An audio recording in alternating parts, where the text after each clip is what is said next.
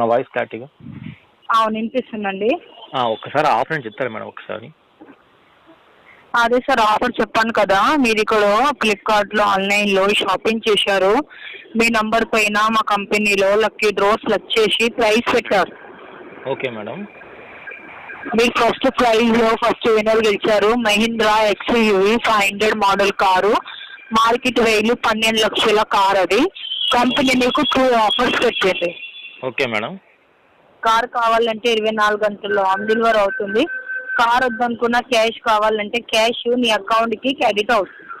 Okay madam. కార్కి ఏమో 15,000 file charges ఉంటుంది.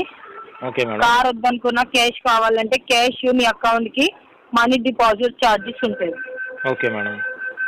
అవును, మీరు ఏ చాయిస్ చేస్తారు, మనీయా కారా?